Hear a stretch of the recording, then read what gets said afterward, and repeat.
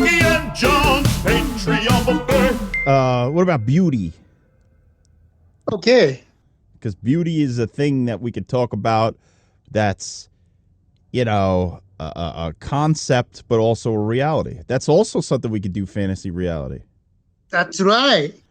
All right, so yeah, cool, Yuki. That's what we'll do. We'll do beauty. So what do you think? We're recording, Yuki, just so you know. This isn't going to be a conversation off mic. We're going to do beauty for real. Because we just finished fantasy versus reality, Yuki, and I feel like beauty becomes sort of in that realm. Okay.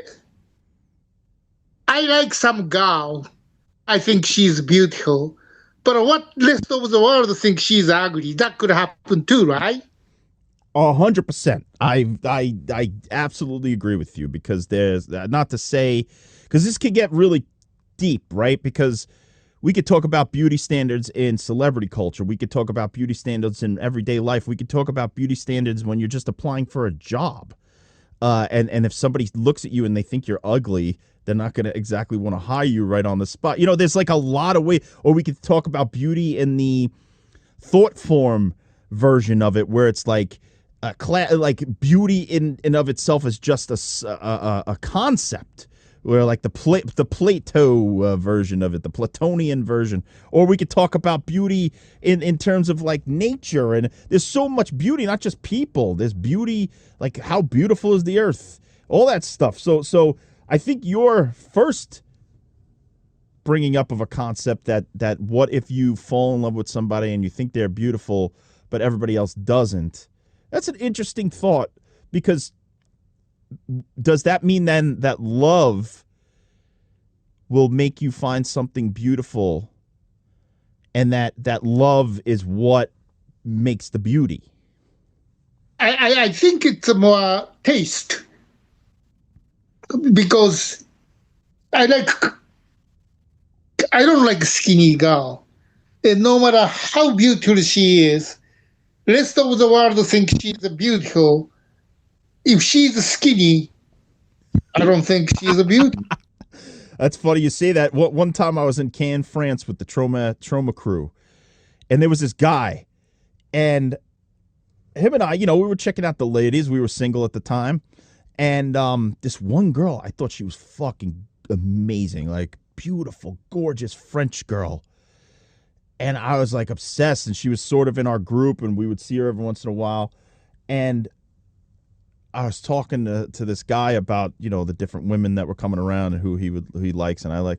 And I mentioned this girl, and he's like, "Oh, she's got a flat ass." And I said, "What? Are you kidding me?" And to me, the ass looked okay. It looked kosher, but he's sitting there going, "I would never, ever go with that girl because she has a flat ass." And I was like, You are fucking crazy. But then I thought about it now, like that's his taste, that his beauty standard is a different standard than mine. He needs a fucking bulbous ass in order to find love, and I think that a regular to flat ass is perfectly fine sometimes. And her ass wasn't flat; it was just small. It was like it was,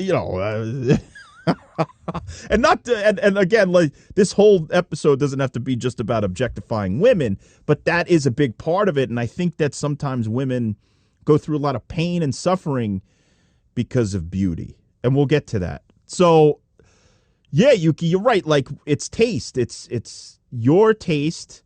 You love bold, voluptuous women. One time I told somebody, "Your nose look like a Barbara Streisand." And everybody said, "Yuki, you should never say that." Why? Everybody said, if you telling someone, your nose looks like a Barbara Streisand, you telling her she's ugly. Like, I never thought Barbara Streisand is ugly. So I still to this day, I don't get that comment.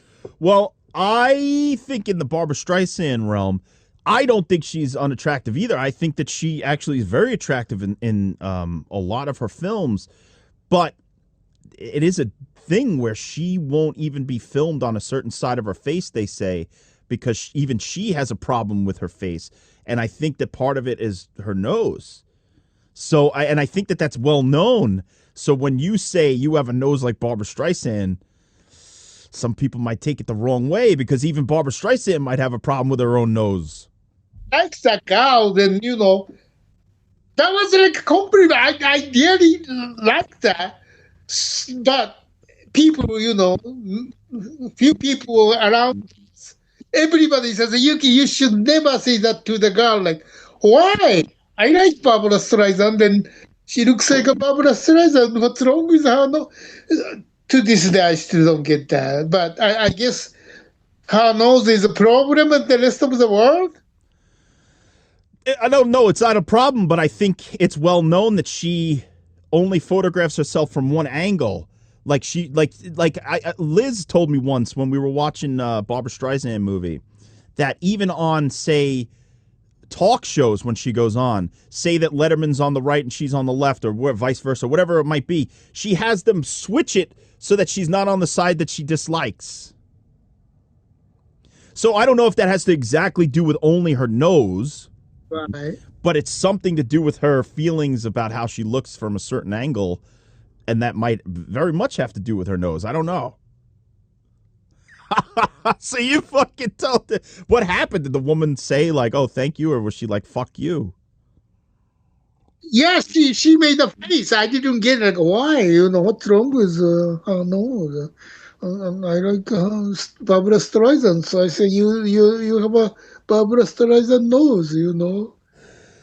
Oh, Yuki, I don't know, man. I mean, look, I've been likened to people, celebrities, and some of them I'm cool with, and some of them I'm not so cool with.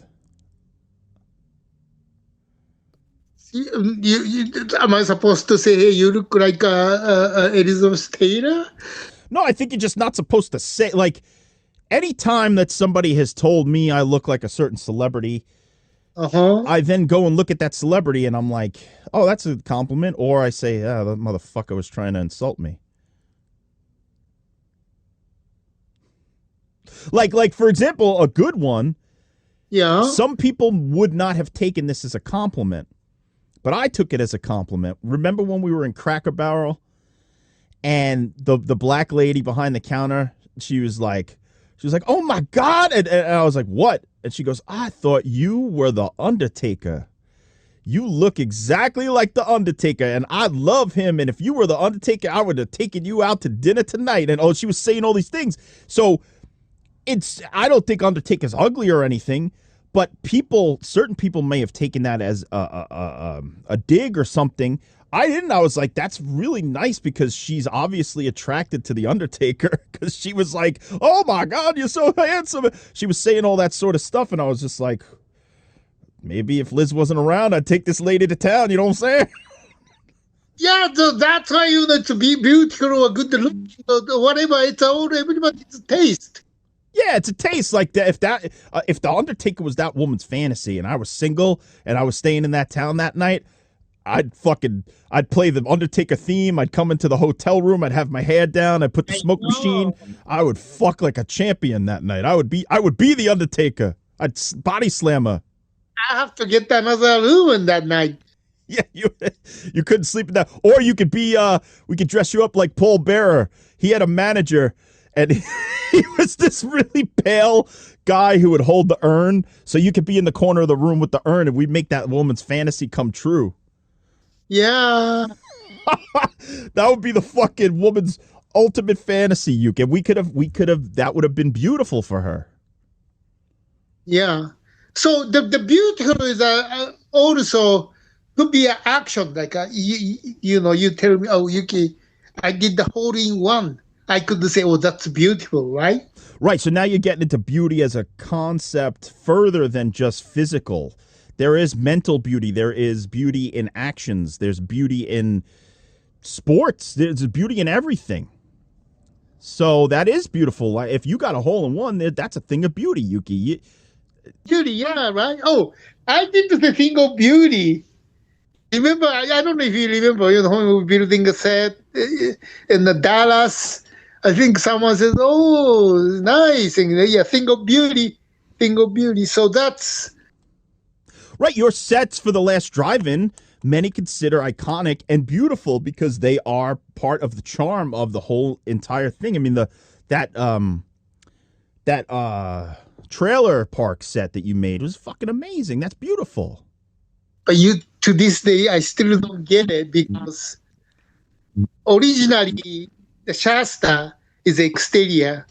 The interior set was supposed to be inside of the Shasta, but it didn't look like a Shasta. It looks like a living room. Well, that's the fantasy versus reality, Yuki. You know, it can't everything. It's like a clown car, you know. It's like, how do you fit 400 clowns in a car? They can't fit in the interior, but they actually do. But still, I could make exactly same look of the interior of the Shasta, just to make it bigger instead Yeah, of... but they needed to have guests and all kinds of stuff and people moving around. They needed it to be bigger than what it would have actually been. So it sort of makes sense in a way. Yeah, but I mean, I could make a bigger size of the interior. I mean, no, I don't care. Like, not that I don't care, but I just don't know. I don't know what goes on in these people's brains. I don't know. I wasn't I wasn't in charge of that aspect, Yuki. The director made me, do. I said, don't. This doesn't look like an interior of Shasta. Well, the interior of the Shasta, I barely fit inside of there. No, but that's what I'm saying. I could exaggerate. Same look, but bigger. That would be more make sense to me because supposed to be inside the Shasta, but since we can shoot the interior, just a bigger set. Next time or maybe there won't be a next. There won't be a next time, Yuki, and that's a thing of beauty. So with beauty as a concept, not just people, like sunsets, everybody says sunsets are so beautiful. Beautiful. It is true, man. And I don't know if it's our senses that interpret the beauty and maybe the reality of the sunset isn't so beautiful. I mean, what's really happening is the earth is just spinning and the sun, it looks like it's moving. It's an illusion, causing colors and stuff like that. But the reality of the sunset, it isn't even that real. It's an illusion, essentially, right? Yeah. Essentially. I mean, it's happening, but it's not happening the way that we perceive it. The sun isn't really sinking. Right. It's an optical illusion for us to make it seem like the sun's sinking. Yeah, I mean, we are moving and looks like a sinking. Right. But it is beautiful. The colors are beautiful. The earth is gorgeous. What a beautiful planet that we live on. The water, the greenery, the different animals, the cats, dogs. We talked all about cats and dogs. I mean, they're beautiful creatures. Right. The dog could be beautiful. Whoa, this is the beautiful dog. Wow, this is the beautiful cat. Horses are beautiful. They got that beautiful flowing hair and they flip it. That's beautiful. And not in, we're not talking about beauty here in purely sexual terms. We're talking about beauty in terms of admiring something. Right, for admiring. Its aesthetic goodness. Now, okay, so let's say like a Mona Lisa. But, this is a beautiful painting. But the Mona Lisa isn't beautiful. That could happen too, right? Well, I guess. I mean, I don't know. I don't think Mona Lisa's ugly or anything. But no, but she's not beautiful. But the painting is beautiful. Hey, Yuki, if Mona Lisa came up to me and she's like, "You look like the Undertaker. Can you dress up like him tonight and come to my bedroom?" I'll be like, "Yeah, Mona Lisa, we're gonna Mona all night long together, Lisa." And Yuki's gonna be pallbearer in the corner going, "Oh, Undertaker!" Oh. Yeah, it's gonna be good. Oh, Yuki, I'm so horny right now. Anyway, so no, Mona Lisa is beautiful because of the multiple things that it took to make that thing a reality. Yeah.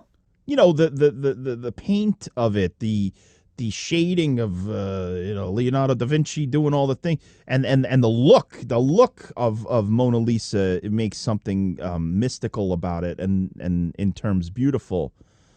And it's just a testament to that painting that it needs to be behind all sorts of glass and stuff because people would steal it or destroy it. And I think that sometimes something that's beautiful people want to destroy or are more keen on destroying. Well, what if painting is more beautiful than actual person? Well, maybe you ever see like a likeness of a person and it's exaggerating the good aspects of them, or vice versa. Sometimes people will draw somebody and they'll accentuate the horrible nature of certain things. That's an illusion. That's not reality. But still, these paintings more beautiful than actual person. Yeah, well, because it also is transcending human and physical beauty into a whole other realm of art and stuff like that. So that becomes beauty, a transcendent beauty from just human beauty. So whether or not you think Mona Lisa is attractive, it doesn't matter, because the act of her sitting for that painting, which then became the most famous painting on earth ever, is beauty. It becomes a beautiful thing that we can all, cherish and admire for generations to come, hopefully. So the whole thing is a beautiful thing. I think so. I think it's a beautiful process that we could take something that's in our minds, right? Leonardo da Vinci was like, I want to paint this woman, or whatever, however it became a thing. Or maybe she commissioned it. I don't know the full story behind the Mona Lisa, but he took something that was in his mind and put it into a form that we can all witness, an act of creation, that's a beautiful process. So it really doesn't matter if she's ugly or not. It's just the whole process, whole work is thing of beauty, beautiful thing. Yes. And, again, I don't think Mona Lisa's... If I would date Mona Lisa, you wouldn't go out on a date with I don't think it's ugly. I mean, I exaggerated, but... Okay, all right. That's not a beautiful thing to do, Yuki. Yeah. You can't be disparaging how good Mona Lisa looks. You haven't seen her without that smock on. She might have the most slamminest body, and maybe she doesn't have a flat ass like that guy thought. Maybe she has a big, voluptuous booty. Yeah, or maybe... I don't know. She has like a big ass. You like that? And look, Yuki, you shave her head down. Yeah. You might like that Sigourney Weaver, that shit. Yeah, I like that. Yeah. So beauty in terms of like also say writing or poetry, because sometimes people are very moved to tears when they read certain things. You could say this is a beautiful writing. This is the beautiful poet, or yeah, or even music. Like there's been music I've been moved to tears just through music, and I think it jars emotion loose in me sometimes. Maybe it's the notes, maybe it's this and that, but overall, I think it's a beautiful piece. Is usually why I get emotional, because it either hits on a theme that affects me, or the music affects me somehow. I've cried at Broadway a couple of times, and it wasn't even that the show was so great. It was. But the Broadway or movie, when you cry, if you think about it, 99% is because of the music. Well, you made me think about that actually a few weeks ago when we talked about, I think it was Spielberg. And you said the only reason that you cry at the end of E.T. is because of the music. And you're right, because actually I went and I was like looking E.T. stuff up, and somebody took all the music out and just left the sound effects where it's like, Elliot and him are hugging, then E.T. walks up the stairs, and it's just the sound effects, and it is not emotional at all. So you get that that John Williams music. that's what hits you. That's what makes you fucking emotional. Yeah. And that's a thing of beauty, I guess. I mean, like beauty, let's look at the definition of beauty, because maybe they could help us in certain ways kind of obviously define what it is, but help maybe steer our thoughts. Thoughts. Beauty. Okay, so beauty.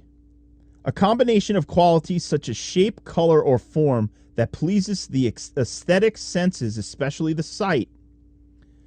A combination of qualities that pleases the intellect or moral sense, or it denotes something that is intended to make a woman more attractive. So that's sort of what we talked about, qualities of color and shape and form that's pleasing to the sight. But I don't think it's just sight. There are things that are pleasing to the ear, pleasing to the taste. Like, I would think that, the best steak I've ever had is a thing of beauty, even though it's born of murder.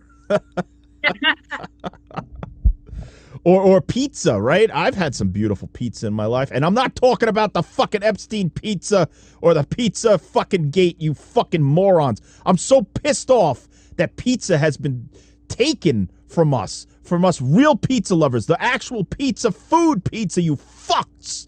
How dare you take pizza from us, you motherfuckers? Because now every time I say I love pizza, somebody can clip that in a sidebar and go, he's a pedophile. See, he admitted he's a pedophile. And then I got to explain myself. I was talking about pizza, the food, with pepperoni and maybe mushrooms or meatballs, you fucking cocksuckers. Anyway. We talked about the pizza. We talked about pizza, and we talked about all different kind of styles of pizza. But I've had beautiful pizzas. I've had beautiful burritos. I've had beautiful meals. You go to a restaurant, it's a beautiful experience. You sit down in a nice restaurant. You're with your friends and family. You get the first course, the drinks, the soups, the salads, the aperitifs, all the stuff. And then you have the fucking main course. And then you have the dessert. And it's always presented beautifully on the plate with the fucking sprinkles and all that shit. Beautiful thing. I think eating is a beautiful thing. I mean, over the years, right, I used to find, like, when I was in my 20s, and I was partying a lot, I valued going to a bar and drinking more than I did going out to a good meal. Nowadays, I fucking could give a shit less about ever going to a bar again. I would trade going to a bar for a future of just beautiful meals forever. Sitting down for an hour or two at a nice restaurant and savoring that experience, that's just so much better than sitting there drinking your fucking money away. Because you wake up sick with the food, you're nourishing yourself. Maybe you're eating a little too much, too much chocolate or something. But it's a nice experience to sustain your life. It's beautiful to keep you alive. Oh, so have we talked about the steak? Oh, we never did. We've hit upon steak on many episodes, Yuki, but we could talk about just steak and steak houses. Absolutely, that could be a topic. Yeah. But steak, be a beautiful steak dinner. Beautiful steak dinner, yeah. Or, like we touched upon sports. Oh, the Olympics, man, that's some beautiful shit. You see the people doing, like, the ski flips and the snowboard flips. Even curling's beautiful in its, like, slow, methodic form.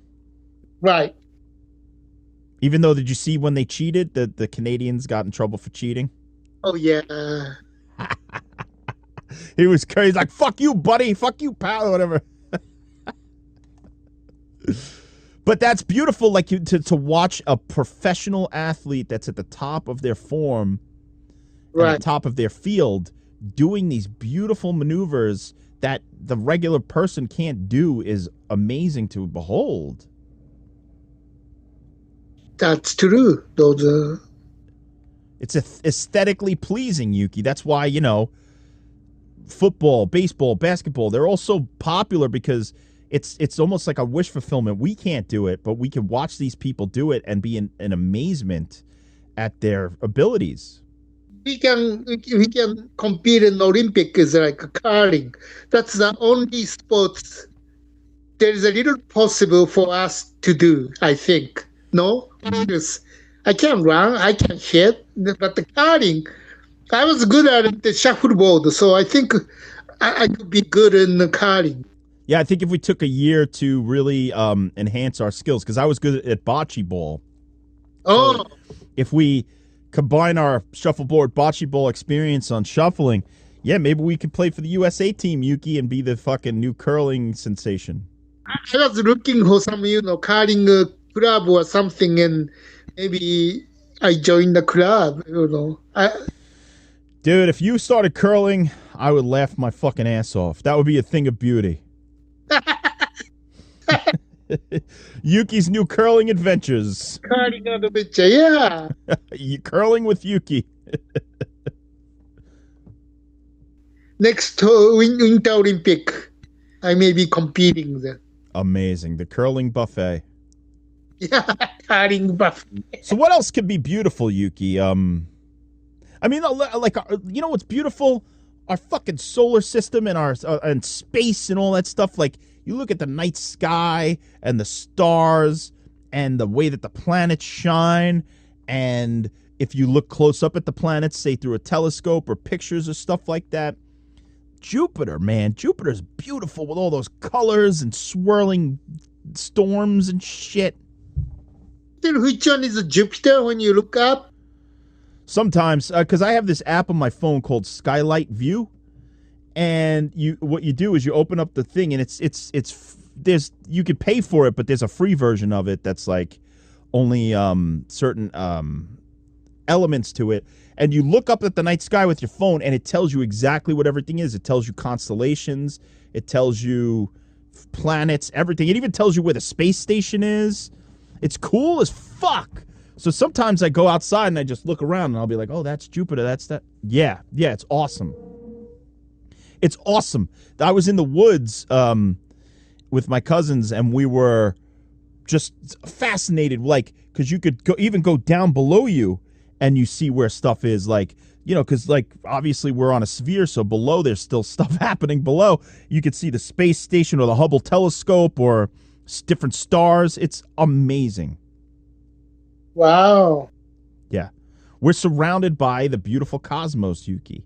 Those beautiful Oort clouds and all that stuff. This big and this, right, galaxy, right? I mean, we're a speck of dust, Yuki. Yeah. But that's a beautiful thing because, to be a small piece of such a huge expanding universe is kind of amazing because we're cognizant of what's happening to us. We are able to experience and witness and remember this realm. Like a lot of animals can't do that. They remember 3 seconds and then their brains are so small they can't keep the information. We can. So we are some of the luckiest beings that have ever lived because not only are we experiencing the cosmos, witnessing all the things, remembering these memories, but we're also living at a time where technology has never been better. There's every single fucking thing is available to us, from food to entertainment to art to everything. We are some of the luckiest motherfuckers who have ever lived. Do you think there's another life form in this universe? Oh, fuck. Are you kidding me? All the life forms on this planet, Yuki, and then if you think about how big the universe is, the entire cosmos, we aren't even a speck of dust. We are a fucking atom. We're nothing, Yuki. We're on a zero, like, we're almost invisible, but the way that they explain how humongous the universe actually is, of course there's fucking life. Okay, so you think they're visiting us? How come we never see them? Yes, I think to the point, not only is there life in this dimension, I think that there's dimensions beyond our comprehension and experience and able to experience with our puny human senses that they're right around us right now. And some of them don't even know we're here or they're because it's all intertwined, Yuki. It's all something from the fourth dimension comes down through our dimension. It would look like just a snapshot of the thing. We wouldn't be able to experience its full form because it's a fourth dimensional being, just like something in a two-dimensional world wouldn't be able to experience our full form. So we are sometimes, like, say you see things like a ghost or something, that might be a fucking fourth dimensional being flying through our plane of existence. We are not even close to scratching the surface of what reality actually is. So this may not be the reality. We're living in the fantasy world. I think we are living in a world of our own creation to cope with what we can. Three-dimensional space. Our brains interpret these senses that, you know, we're lucky enough to have and give us the signals to our brain that we can then recreate the signals that we've received. But not all of this is really, really what it is. Like, you know, think about how fucking insane it is that every single thing that we see here was not only made by somebody, right? Somebody went through the time to make this fucking Jason mask that I have. Somebody went through the time to make this Frankenstein thing, this printer, these books. Somebody had something to do with every single fucking aspect of the things around us. Then you get into quantum physics and physics and all sorts of chemistry and all this made up of chemicals, atoms, quarks, all this shit. Like this computer that I'm speaking to you on is made up of small particles. It's not a solid. Nothing is really actually solid. It's all little pieces of something that build into something big. Mm. That's insane, Yuki. What the fuck is that? Like, so, and I also read something that when you touch something, you never are really touching something. There's always some sort of minuscule space between what you're touching and yourself. Because the atoms are like, you know, there's like a barrier. So, Yuki, all of this, like, what's the reality of that? The reality of that is it doesn't always make exact sense, but that is the reality of the situation. Mm. Like, Yuki, I can't believe sometimes I look around here. All of the crazy shit that I own was made and created by another human being. Right. Some of them lived crazy lives. Like, look, I have the fucking Darth Vader Christmas ornament. I have a calendar from Staples. I have a football here. I have fucking a card with... Here, look, I have a card of the Wizard of Oz, the witch from the Wizard of Oz. Oh, like, I have... Dude, all of this, all these CDs I had, all of this was made by people. And every single fucking thing that I have here, and you have, and has a story behind it. That's insane. Yeah. That's a beautiful thing that we are able to share in that experience with other human beings that we've never even met or will meet. Right. But they've shaped our lives through these objects. And that's just the tip of the iceberg. I'm talking about just possessions. Think about concepts, Yuki. Think about the fucking concept of the United States Constitution, right? Like, that's something that has affected our lives, whether we like it or not. That's just something that we live with. Mm. And that's probably, I think it's for the best, you know? Like, I wouldn't want to live anywhere else in the world at this point in time. No offense to the fucking rest of the world. But the fact that we have the option to be free. Free. I mean, we're not exactly 100% free. We still got to pay taxes to fucking fraudulent cocksuckers. But, you know, even that, like, the concept of money, Yuki, like the concept of finances, all these things are crazy to fucking contemplate. And you could just pinpoint one thing and become an expert in that one thing, and you still have no concept of even a fraction of what this reality is. Mm. That's why anybody who says they have all the answers, run. Fucking run. Nobody has all the answers. Anybody who's telling you how to live and this and that, run as fast as you can, man. because the only thing that we could do is take the things and cherry pick the best ideas and make our own realities. Mm. And I like, you know, that does come back to beauty, because a life that you lead, I think, that is of your own creation in a way, where you've created the moral compass, you've created the beautiful aesthetic that you love, keeping all the things around you that you like, keeping all the people around you that you like. That's a thing of beauty. Like when you die, Yuki, do you think you're going to look back on your life and say it was a beautiful experience, or do you think you're going to look back on your life with a lot of regrets? What point do you think that? Like the 1 second before you die? Or maybe, you know, let's just fantasy land. And let's say after you die, it's like defending your life, right? You never see that Albert Brooks movie?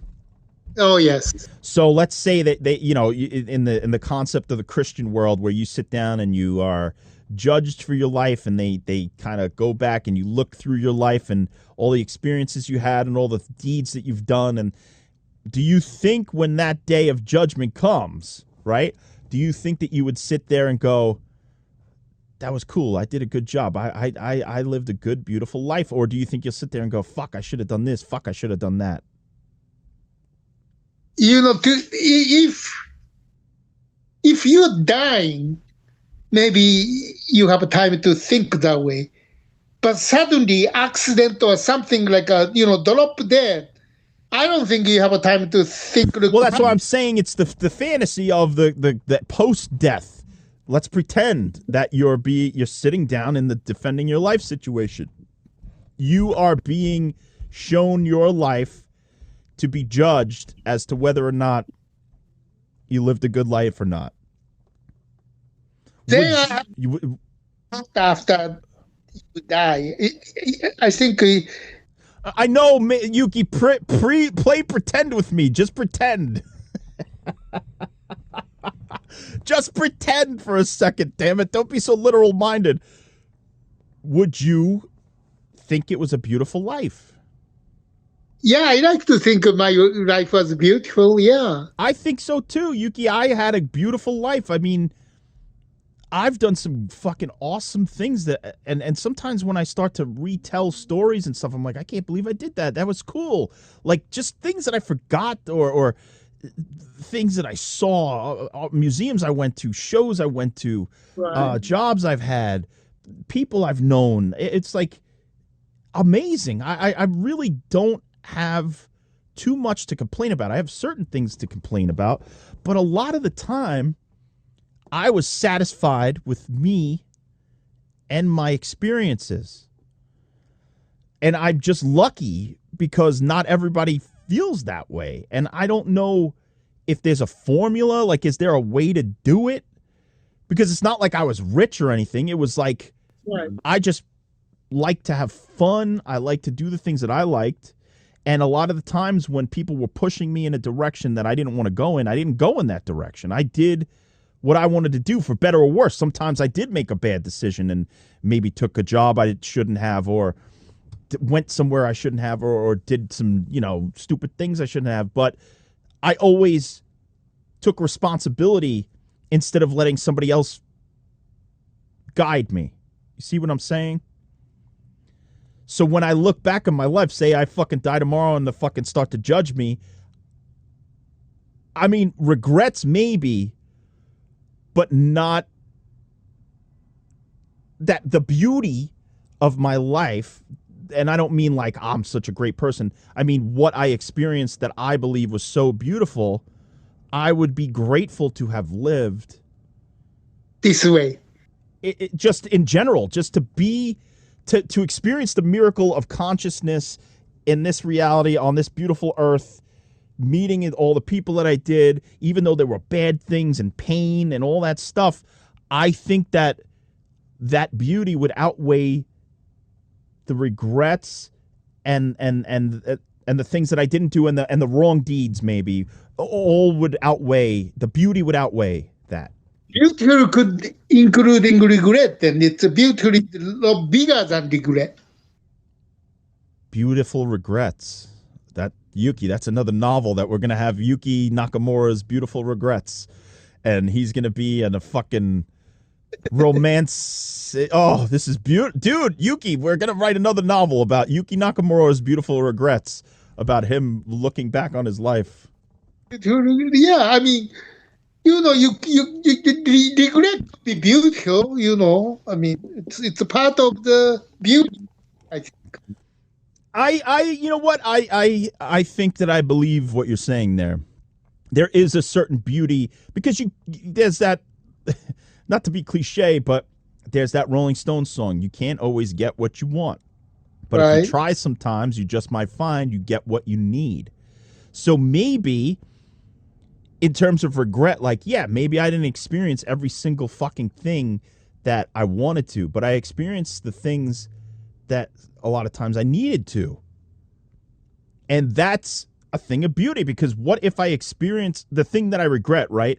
If I actually experienced them, it might have led to my fucking damnation or my downfall or bad things, or who knows? There's so many reasons why things could get fucked up. And maybe the things that I regret weren't meant for me. Right. So everything happened with reason. Yes, that's a term, even though it's a cliche, everything happens for a reason. I kind of believe in that, because think about the billions and billions of choices that you've made in your life, and the billions and billions of choices that you could have made in your life. Your whole life could have changed with a small choice. Right. Like if I chose not to move to LA when I was in my 20s, my life would have been drastically different. Right. Drastically. I would not be speaking to you right now, Yuki. That's true. So it's a beautiful thing to have made the choices that we make in order to shape what we are right now in this present moment. And we should be grateful that we're even experiencing this whole thing. Yeah. So only what I try not to do is, I do regret, but not regret like a G. I should have, because the reason I did that, even including regret, without that choice, I wouldn't be here. So yeah. So the reason I'm here is because I did something I regret then. That's why I'm here. Well, that's an interesting point you bring up, because I'm talking about regrets in terms of like, I regret I didn't do a certain thing. But you know what? You're right. There are things that you could regret that you actually did. Yeah. That's a good point, too. I wasn't thinking of regrets in those terms.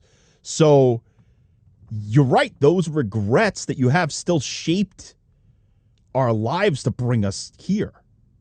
Yeah, so regret is not just bad, So you didn't do what you regret, but that's why you are here. That's right. And regret is a learning tool, too. Like if you, certain things that I regret, I'll never do that again. So then you learn that you won't be fucked up again. And that's a beautiful thing, to not be fucked up or whatever. Yes. Wow, Yuki, this has been eye-opening. I love this conversation about beauty, because I often think about beauty, and we didn't really touch upon like beauty standards too much in terms of like, think about this, Yuki, okay?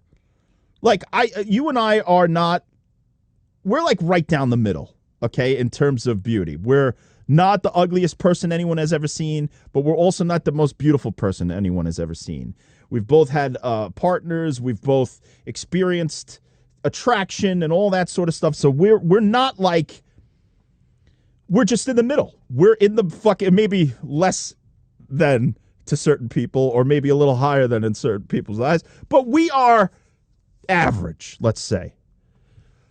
Imagine how hard it must be for a person, male or female, it doesn't matter, to be so beautiful at a certain point that your whole life revolves around how you look and how people treat you because of how you look. And then, as you get older, that beauty starts to fade. People don't treat you the same. People don't look at you the same. That must be heartbreaking. Really, I think about that so many times, and my hope for those people is that they didn't just rely on their outer beauty, that while they were being treated, and also look, what I'm saying about beauty in a beautiful person, that might also lead to bad things. There are people who will assault them, all these sorts of things. It's a fucked up thing to be a beautiful person, but I would hope that they also develop their inner beauty as well, so that when time ravishes you and fades your beauty on the outside, that they've developed something on the inside of worth that can keep them going. Because it must be heartbreaking to have people treat you a certain way, and then all of a sudden, as you get older, to discard you. That must be Beautiful mind. Well, a beautiful mind, yeah, that would be fucking the best part, right? Yeah. Right, because if it's, say that there's a really beautiful person who is on the inside tortured for some reason, then the beauty means nothing, because if they're fucked up on the inside, right, it's not going to be a beautiful life. Some beautiful people ugly, character, personality, so they aren't really beautiful. Right. But I would think, like, I don't know, like, okay, I think about, and I don't know how many people think about this, but imagine you're like a beautiful woman in your, early 20s who gets a lot of success because of how you look and stuff like that. And then, as if goes, your looks change, and you're pressured into all sorts of stuff to get plastic surgery maybe you don't want, to, all this stuff, and then people stop writing roles for you. That's why when people say, like, for older women there's not a lot of opportunities in the entertainment industry, I kind of believe that that's true, because not only are movies, like, aimed at the youth and stuff like that, but we don't, especially in modern movies and stuff, there's not a lot of great stories for older people all the time. I mean, sometimes there is, but it's not as prevalent as it once was, I think. Like, I feel like back in the day there used to be stories about older people, Crazy Miss Daisy. Driving Miss Daisy. I mean, it's a good example. Yeah, that's a good example. Or, just like anything. Like, I feel like nowadays it's even though we have technology, and there are movies that come out about older people, don't get me wrong, but I feel like now even older people are attempting to look mad young. You see people, like, I just saw a picture, right? They put up, I forgot who it was. I think it's Ryan Reynolds and Wilford Brimley. And it might not be Ryan Reynolds, but it's somebody like that, or Paul Rudd and Wilford Brimley, right? And they go, Paul Rudd is currently the age that Wilford Brimley was when he starred in Cocoon. But if you look at Wilford Brimley side by side with Paul Rudd, Wilford Brimley, no offense, he looks like an old man. Paul Rudd looks like a younger man. Right. And a lot of people these days in their 60s, like, remember back in the day when 60s, you looked old. Right. Or like in Taxi, right? Remember Taxi with Danny DeVito? Danny DeVito was in his 30s. Right. Now you take a 30-something, he looks like a fucking teenager. Yeah. So there's something going on with people's genetics or something, or maybe it's just the style that people are continuing to look younger than their years. Maybe it's technology, maybe it's plastic surgery, I don't know. Or maybe, I don't know, but people say, the 50, 60, or new 30, 40, just generally speaking, I don't know what they do, but older people look younger than same age of 30, 40 years ago, I think. Agreed, man. I mean, nowadays I see 60, 70-year-olds and I'm like, holy shit, they look amazing. What are they doing to keep that thing? Or is it just generally, I don't want to say evolution, but something that's helping us genetically to keep the youthful features, whereas back in the day, maybe it was more beneficial to have that older look, Right. more authority or something like that. I don't know. Can you believe that, like, that the Keanu Reeves and then Tom Cruise, they're already 61? It's crazy, though. That to me, when I was a kid, a fucking 25-year-old was an ancient, right, in my mind. Right. When you were young, yeah. When I was young, everybody above fucking 16 looked like a goddamn elderly person. But then when you get older, you start to think, 60s, right? So like I said, Wilford Brimley, right? Think of him in Cocoon. He was 57 when he made that movie. Right. Dude, 50-fucking-7. That's not what 60-year-old, 57, 60-year-olds are looking like today. Like you said, Tom Cruise, Keanu Reeves, George Clooney. It's crazy. Brad Pitt. Oh, yeah. So either it's that they have so much fucking money that they can keep those looks going, or in general, people just aren't looking like that anymore. I don't know. I don't know. It's crazy. It's crazy, yeah. I mean, Yuki, when I first met you, I didn't know you were the age you are. I thought you were in your fucking, 30s. That way. Yeah. I was like, and then somebody said, Yuki's XYZ amount of age, and I was like, what? He's not that old. No way. Are you kidding me? And it turns out they were right. You were that age, and I couldn't believe it. I really thought you were way younger than you actually were. So you're doing something right. Well, I don't know. I'm not doing anything about the age-wise, just... No, but maybe you started taking care of yourself a little bit more or something. Who knows? You know what? Being single helps. No wife, no kid. You don't have to worry about the family problem. You don't have to worry about sending the kids to college. That helps, I think. So you heard it here first, everybody. If you want to keep your beauty, don't have a family, don't have a wife. Do whatever you like to do. Just enjoy your life.